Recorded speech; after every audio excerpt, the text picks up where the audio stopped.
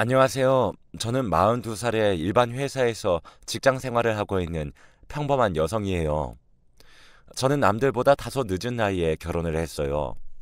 어릴 적부터 가정 형편이 그리 좋지 못해 학창 시절에도 온갖 아르바이트와 학업을 병행하면서 살았고, 고등학교 졸업 후에 바로 사회생활을 시작했습니다.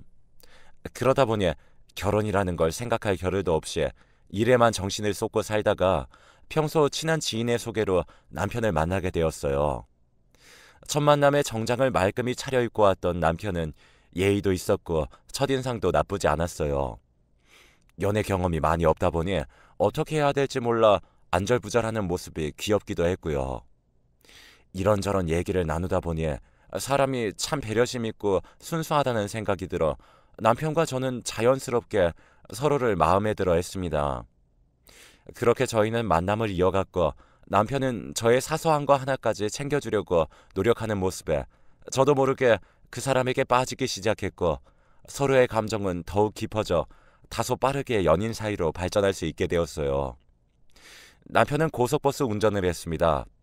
평소 배려심이 많고 세심한 성격이라 생각했고, 성실함도 보였기에 저만한 사람이라면 제가 믿고 같이 살아도 되겠다는 믿음이 생겨서 누가 먼저라고 할 것 없이 자연스럽게 결혼을 결정하게 되었습니다. 서로 결혼을 약속하고 양가 식구들에게 각자 인사를 시켜주었어요. 남편은 아버지를 일찍 여의고 어머니와 여동생과 함께 살고 있었죠. 하지만 처음 시어머니를 뵈러 갔던 날, 어머니는 저를 그렇게 달가워하지 않으셨습니다.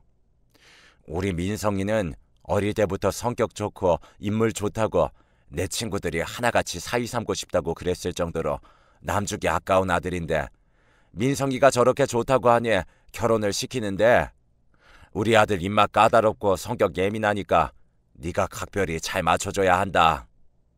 네, 어머니. 제가 앞으로 잘하도록 할게요. 예쁘게 지켜봐 주세요. 그래도 저는 제가 사랑하는 사람의 어머니이기에 최대한 예쁘게 보이려고 노력했어요. 저희 시댁에 대해서 잠깐 말씀드리자면, 시어머니와 저희 남편의 여동생, 이렇게 셋이 같이 살고 있습니다. 여동생은 대학을 졸업한 후에 취업도 하지 않고 빈둥빈둥 놀면서 남편에게 용돈 받았으면서 자기 밥벌이도 못하고 살고 있었고, 시어머니 또한 따로 하시는 일 없이 저희 남편이 실질적인 가장 역할을 하고 있었더라고요. 저희는 맞벌이 부부였고, 남편과 저도 풍족하지 않지만 서로 벌어가면서 생활하기엔 부족하지 않은 터라 조금씩 아껴서 홀로 남편과 시동생을 키우신 어머니를 생각해 도와드리기로 했고, 남편도 그런 저를 고마워했어요. 여보, 가진 것도 없고 내세울 거 없는 내게 와준 것도 감사한데, 우리 가족까지 이렇게 생각해주고 챙겨줘서 너무 고맙고 사랑해. 앞으로 우리 서로 지금 이 마음 변치 말고 예쁘게 살자. 아니야. 어머니 홀로 당신 이렇게 키워주셔서 우리가 함께하게 됐으니까 보답한다고 생각하는 것뿐이야. 고마울 것 없어. 저도 그렇게 기뻐하고 고마워하는 남편에게 감동을 받았고, 앞으로 더 열심히 살자고 서로 안고 다짐을 했어요.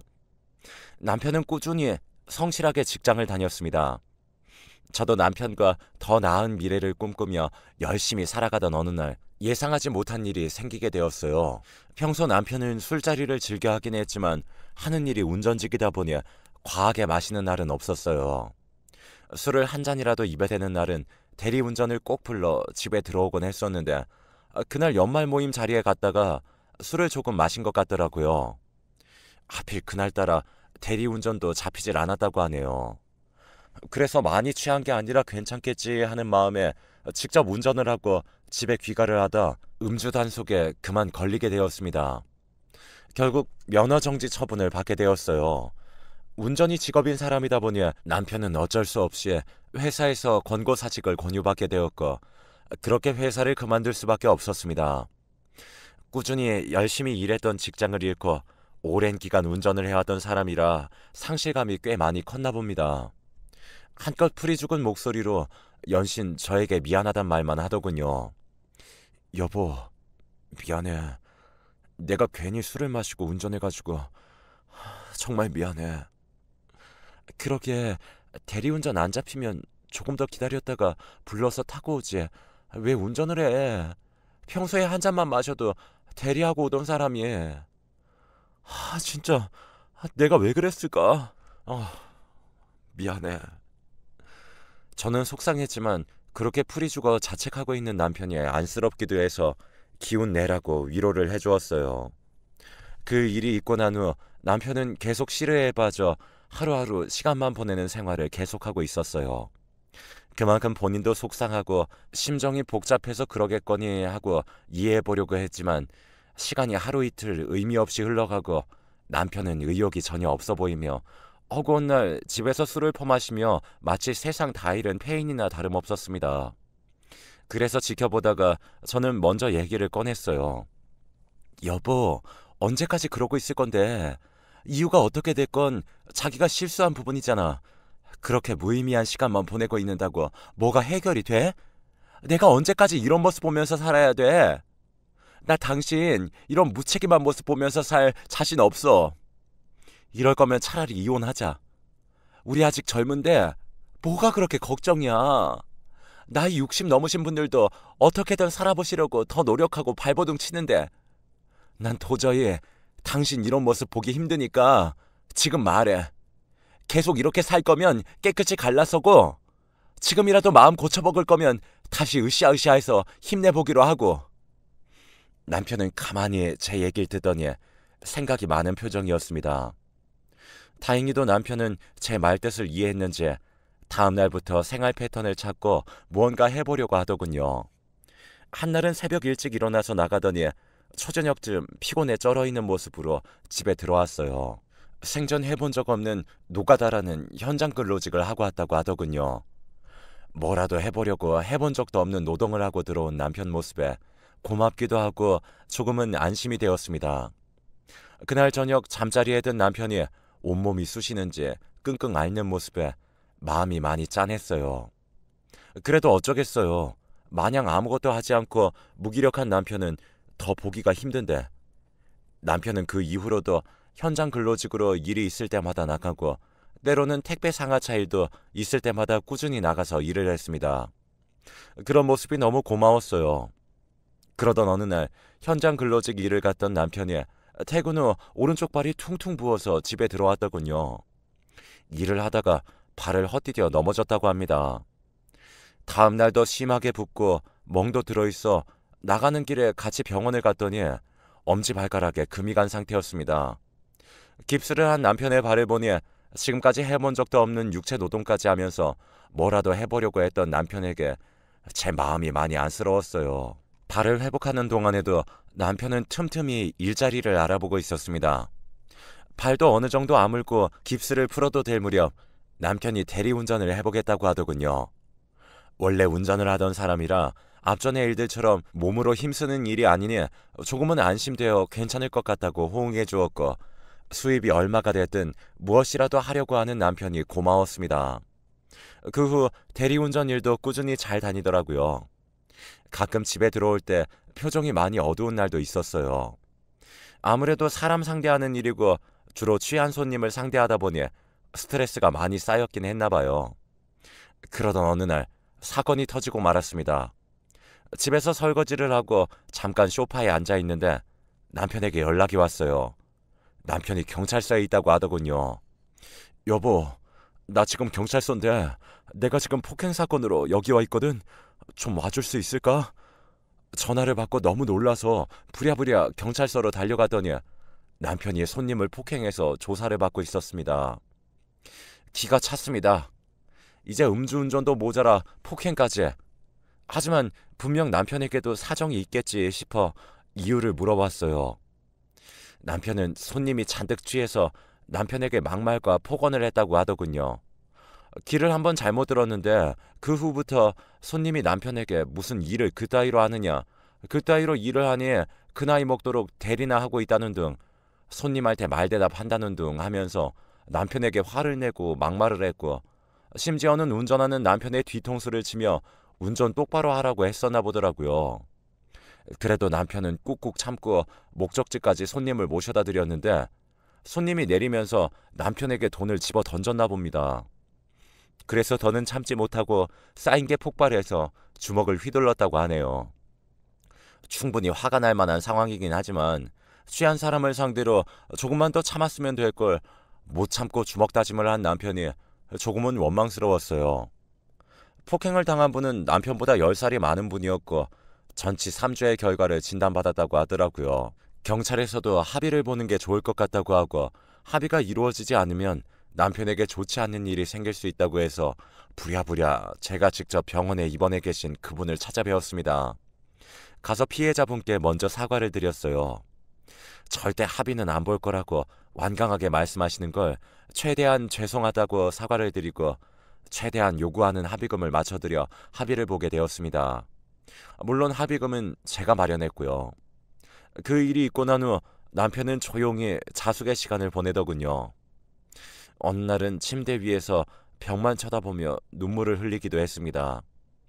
그런 모습을 보며 왜 자꾸 남편에게 안 좋은 일이 생길까 걱정했지만 저는 그 어떤 위로도 더 이상 해주지 않고 힘든 상황을 스스로 거쳐나가게 했습니다. 더 강해지라는 저의 암묵적인 뜻이었죠. 그러던 어느 날 저에게 남편이 다가와 진지하게 말을 꺼냈어요. 여보, 내가 정신 차리고 열심히 살아볼 자신 있으니까 딱 한 번만 나 믿어주면 안 돼? 뭔데? 무슨 얘기인지 자세하게 해봐. 내가 술 마시러 갔던 선술집인데 몇 번 가보니 갈 때마다 장사도 잘 되더라고. 마침 사장이 부득이한 사정이 있어 가게를 내놓으신다고 하더라. 그거 내가 해보려고 하는데 어때? 아니 여보, 장사를 당신이 해본 적도 없고 요즘 가뜩이나 힘든 시기인데 잘 될지 안 될지 보장도 없고 이렇게 쉽게 결정할 일은 아닌 것 같은데.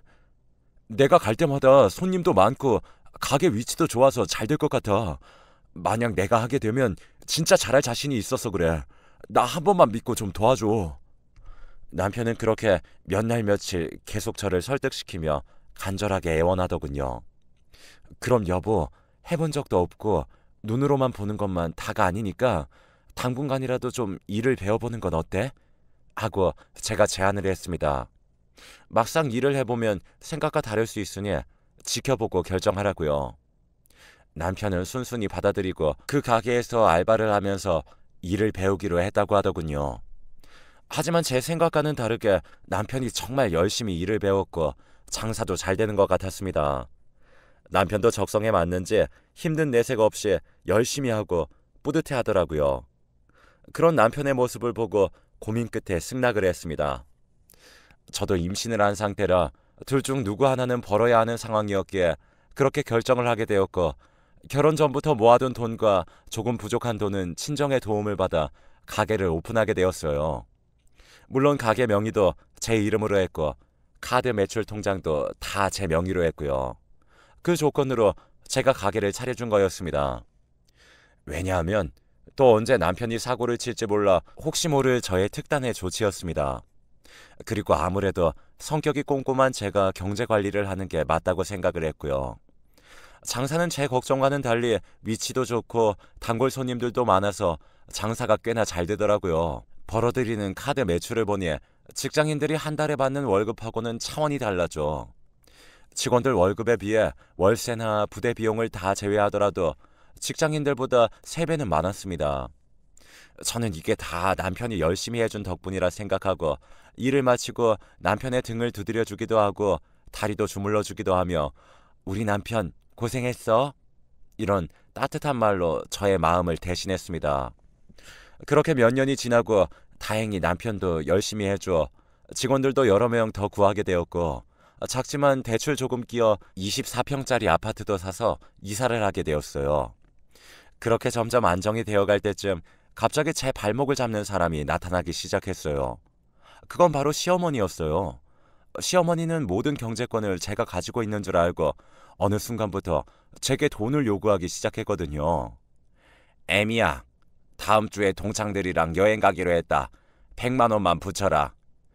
애미야, 네 시누이 성형수술 좀 하게 300만 원만 보내라. 애미야, 아이고 냉장고 바꿀 때가 됐는데 네가 좀 바꿔줘야겠다. 낡아서 잘 작동하지도 않는구나. 내가 받은 게 있으니까 넌 알아서 돈만 보내줘. 시어머니는 제게 상의도 없이 통보를 하기 시작했고 그 이후에도 마치 당연하다는 듯 제게 손을 벌리는 모습을 보고 저는 이건 아니다 싶어 나를 잡고 말씀드리게 되었어요. 어머니, 생활하시면서 쓰셔야 될 생활비는 저희가 부족하지 않게끔 드리고 있는데 이렇게 상의도 없이 큰 돈을 번번이 말씀하시면 어떡해요? 필요한 거 있으시면 저랑 상의를 하셔야죠. 앞으로는 이렇게 막무가내로 돈 요구하시면 죄송하지만 더 이상 드릴 수 없으니 그렇게 아셨으면 좋겠습니다. 뭐라고? 그거 조금 도와줬다고 네 시애미한테 유난 떠는 거야? 그리고 네가 돈 벌어서 주는 거야? 우리 아들이 뼈 빠지게 고생해서 주는 거잖아. 우리 아들이 힘들게 일해서 번 돈 내가 좀 쓰겠다는데 그게 그렇게 아까운 게냐? 아휴, 누구 덕에 너도 이렇게 사는 줄도 모르고 하여튼 요즘 것들은 어른을 공경할 줄 몰라요. 아니 어머니, 아직도 제가 무슨 뜻으로 말씀드리는지 모르시겠어요? 돈을 쓰더라도 계획적으로 쓰겠다 이거죠. 그리고 자꾸 남편만 고생한다고 하시는데 그럼 저는 집에서 뒹굴뒹굴 노는 줄 아세요? 아무튼 저는 어머니께 정확히 말씀드렸으니 필요한 거 있으시면 저와 먼저 상의하시길 부탁드릴게요. 막무가내로 화를 내는 어머님을 뒤로하고 저는 그렇게 전화를 끊었습니다. 솔직히 말씀드려서 여러분들, 한 달에 용돈 70만 원 드리는 게 적은 편인 건가요? 저도 어머님 신경 써드린다고 최대한 맞춰드리려고 하는데 용돈 이외에도 더 많은 걸 바라시니 굳은맘 먹고 말씀드릴 수밖에 없었어요. 이렇게 하지 않으면 도가 지나쳐 더 큰 걸 요구할 게 뻔했으니까요. 그렇게 어머님하고 일은 마무리를 지었는데 이번에는 남편이 문제를 일으키기 시작했어요. 망할 놈의 집구석. 남편은 어느 날부턴가 갑자기 씀씀이가 커지기 시작하더군요. 평소 별로 신경 쓰지 않던 외모도 부쩍 신경 쓰기 시작했고 평소 하지 않던 행동을 하기 시작했고요. 일을 마치고 술을 먹고 들어오는 날도 많아졌고 어떤 날은 일이 있다며 외박을 하기도 했습니다. 처음에는 일이 힘들고 고돼서 그러는 줄로만 알았죠. 하지만 그 생각은 제 착각이라는 걸 얼마 지나지 않아 알 수 있었어요. 어느 날 무심코 본 남편의 핸드폰에 미심쩍은 문자 메시지 내용을 보게 되었거든요. 남편은 어느 날에도 술을 많이 먹고 아침까지 잠을 자고 있는 상태였는데 그때 누군가에게 연락이 오기 시작했어요. 연달아 오는 문자들을 보고 여자의 직감이라고 해야 되나요? 아침에는 분명 연락 올 사람이 없을 텐데 연락이 오는 걸 보고 이상한 생각이 들어 남편 휴대폰을 몰래 보기로 했습니다. 그때 남편 휴대폰은 지문인식으로 되어 있었기 때문에 자고 있던 남편의 엄지손가락을 대서 문자와 카톡을 볼 수 있었죠. 저는 연달아 온 문자를 보고 깜짝 놀라고 말았어요. 정말 큰 충격이었어요. 오빠, 언제 올 거야? 오늘 같이 영화 보러 가기로 했잖아. 이런 문자들이 남겨져 있었고 예전의 문자들을 보니 오빠, 나 자고 있을 때 나갔던 거야? 언제 간 거야? 아무튼 오늘 즐거웠어. 이따 가게에서 봐. 오빠, 나 가지고 싶은 화장품이 있는데 그거 사주면 안 돼? 등등 이런 문자들도 가득 차 있었습니다. 혹시 몰라 남편에게 보낸 전화번호를 확인해보니 세상에 그 주인공은 바로 가게 매니저였어요. 남편은 지금까지 저 모르게 매니저 년과 바람을 피면서 지내왔던 걸로 보였어요. 그리고 부쩍 남편 카드값이 많이 나온 것도 다 그년 비위 맞추려고 카드를 많이 사용한 걸로 보였고요. 제 카드가 아닌 남편 카드이기에 저는 그동안 남편이 어디에 썼는지 몰랐었고 남편을 믿었기에 남편이 카드값 얼마가 나왔다고 하면 그대로 카드값을 내주곤 했습니다. 그런데 카드값이 요즘 많이 나온 이유가 그 매니저가 일조했다는 사실을 알고는 그 순간부터 저는 남편과 그년의 뒤를 밟기 시작했어요. 물론 문자나 통화 내역은 따로 캡처해서 보관해 두었고요. 먼저 저는 가게 오픈하기 전에 가게로 가서 CCTV를 한번 돌려보기로 했습니다. 그랬더니 세상에 정말 눈뜨고 보기 힘들 정도의 장면들을 보게 되었어요. 보통 이 두 년놈들은 직원들을 다들 퇴근시킨 후에 둘이 가게에서 낯뜨거운 해정행각을 벌이는 모습을 볼 수 있었거든요. 정말 뒤통수를 한 대 얻어맞은 기분이 들었어요. 정말 제가 이런 일을 당할 줄은 꿈에도 생각해 본 적이 없었거든요. 겨우겨우 마음을 추스린 후 저는 남편 몰래 문자 내용들과 CCTV 녹화 내용들을 수집해 두었고 이혼을 하기로 마음을 먹었습니다. 그리고 먼저 제 명의로 되었던 가게를 더 이상 이것들의 놀이터로 만들 수 없어 급매물로 내놔버렸어요. 그랬더니 가게 목도 좋고 장사가 잘 되는 가게인 줄 알았던 사람들은 여기저기서 연락이 오기 시작하더군요. 각자 권리금을 더 많이 줄 테니 넘기라는 분들이 많았습니다. 그러자 남편은 그 사실을 알고 제게 찾아와 따지기 시작했어요. 당신 나한테 말도 없이 가게를 내놨어? 가게 보러 왔다고 부동산에서 사람들이 왔다 갔다 하는데 이게 도대체 어떻게 된 일이야? 저는 어이가 없어서 조용히 따지듯이 물어보았어요. 당신 나한테 뭐 숨기는 거 없어? 내가 뭘 숨겨? 늦게까지 죽어라 일하고 온 사람한테 그게 할 소리야? 괜히 트집 잡지 마. 나 피곤해. 끝까지 모른 척하는 남편에게 저는 말없이 지금까지 준비한 증거물들을 다 내놓았습니다.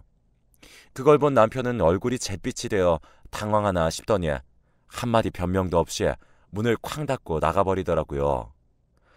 나 뒷조사한 거야? 보기보다 똑똑하네. 너 알아서 해.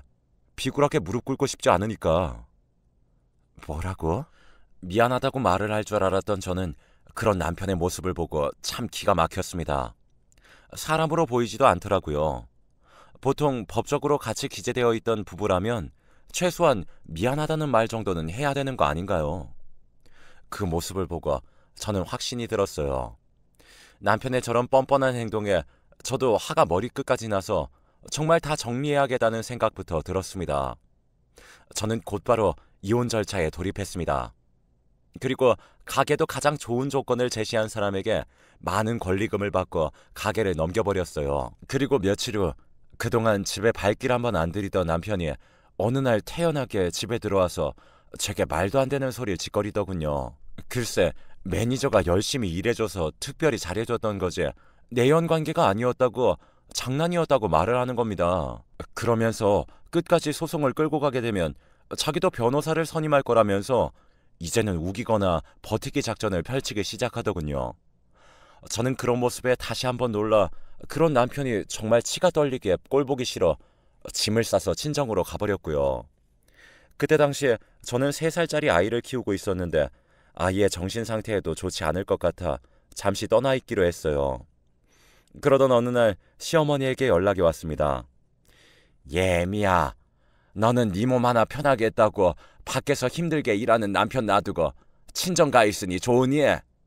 어떻게 네 남편 밥은 챙겨 먹는지 신경도 안 쓰여? 남편은 지금 어떤 상황인지 시어머니에게 말씀을 안 드린 상황인 것 같더라고요. 하긴 바람 펴서 이혼 소송 중이라고 하면 좋은 말 못 들을 게 뻔하니 그럴 만도 했겠죠. 저는 일단 조용히 넘어가고자 제가 요즘 몸이 많이 안 좋다 보니 친정에서 좀 추스르려고 와 있는데 남편한테 무슨 소리 못 들으셨어요? 무슨 소리에? 아니에요. 근데 무슨 일이신 거죠? 다름 아니고 네 시누이 이번에 회사에 취직을 했는데 취직 선물 하나 해줘야겠다. 그 정도는 해줄 수 있겠지? 하시면서 시동생이 그전부터 갖고 싶었던 명품 가방이 있는데 그걸 선물해주라고 얼토당토 않는 소리를 하는 겁니다. 저는 이 상황에 말도 안 되는 소리를 해대자 시모하고는 싸우고 싶지 않아 다시 전화를 준다고 하고 전화를 끊고 남편에게 전화를 걸었어요. 뭐야, 지금 어머니 나한테 전화 왔는데 지금 이혼 소송 중인 거 말 안 했어? 왜 말 안 해서 나한테 네 동생 명품 가방 사달란 소리 듣게 하는 건데? 어떻게 집구석에 하나같이 이렇게 뻔뻔하고 염치가 없을 수 있냐? 그게 너네 집안 내력이야? 아니, 내가 바람핀 거 아니라고 몇 번을 얘기해. 그냥 잘해준 건데 그 애가 그렇게 장난식으로 들이댄 거라니까. 근데 뭘 얘기해. 별일도 아닌 걸 왜 자꾸 일을 크게 만들려고 해. 그리고 이혼이 확정된 것도 아닌데 뭐 좋은 일이라고 그런 말을 해. 그러지 말고 우선 집으로 와. 집에서 얘기하자. 남편은 그렇게 얼렁뚱땅 넘어가려 하면서 어떻게든 제 마음을 돌리려고 했습니다. 저는 더 이상 대화가 통할 것 같지 않아 전화를 끊어버렸어요. 그리고 밤에 조용히 생각해보다가 문득 좋은 생각이 떠올랐습니다. 아무리 생각해도 너무 억울하고 괘씸했어요. 증거가 이렇게 명확한데도 버티는 남편을 보고 어떻게든 버릇을 고쳐줘야 된다는 생각이 들었죠.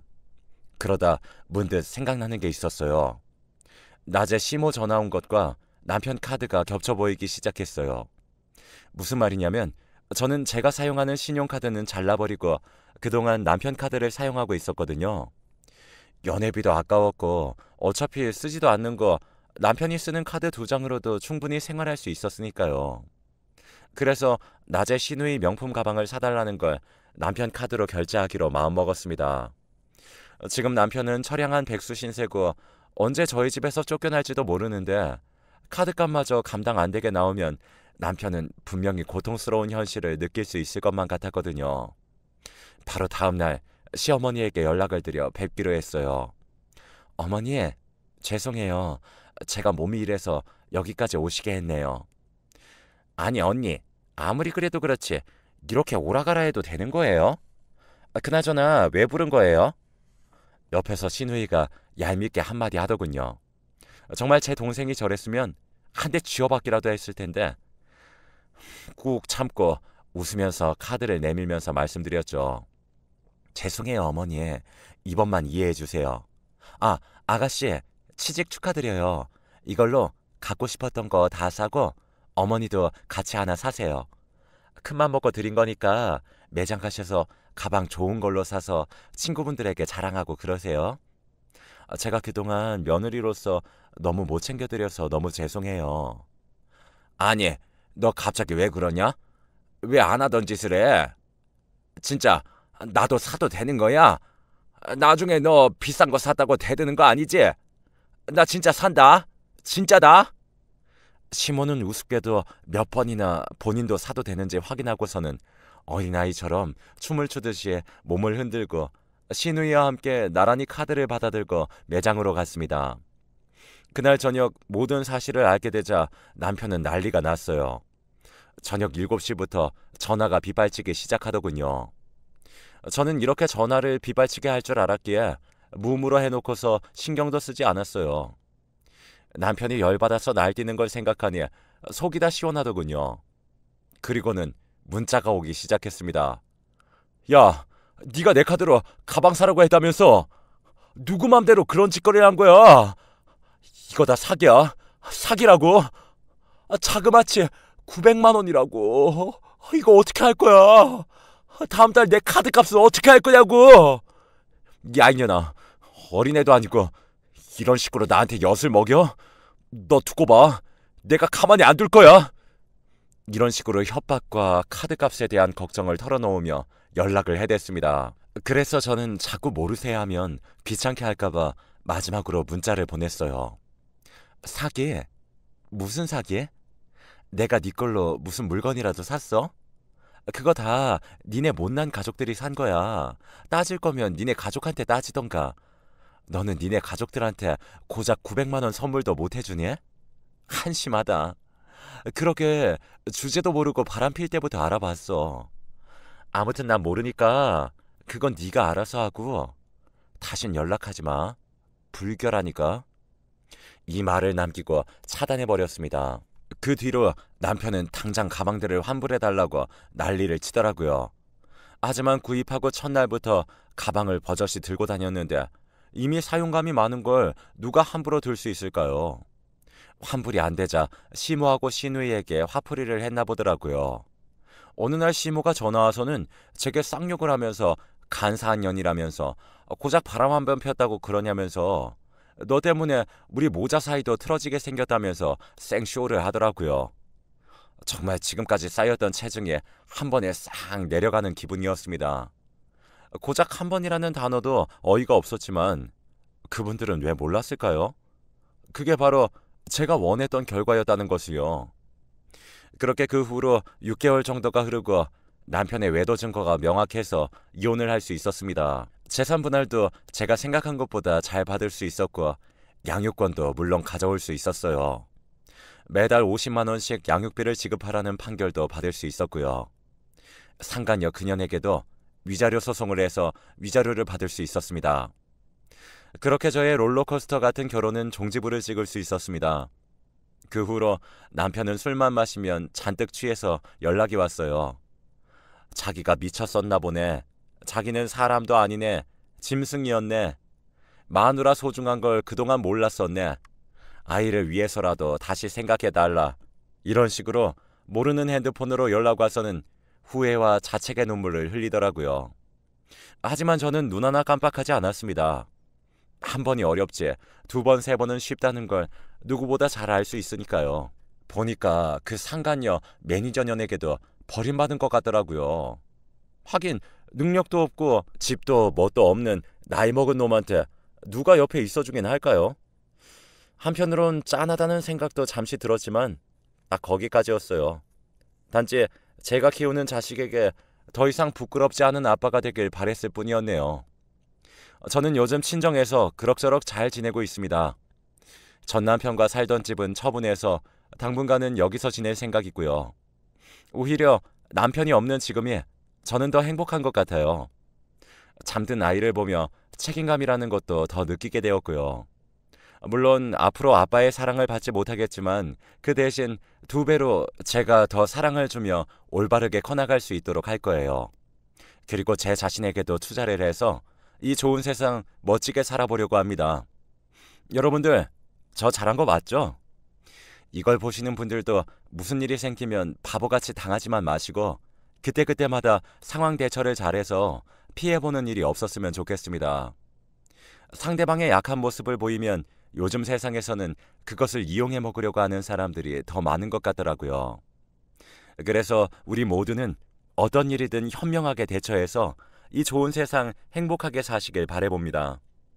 그럼 제 긴 사연은 여기서 줄이도록 하겠습니다. 다들 건강하시고 행복하세요.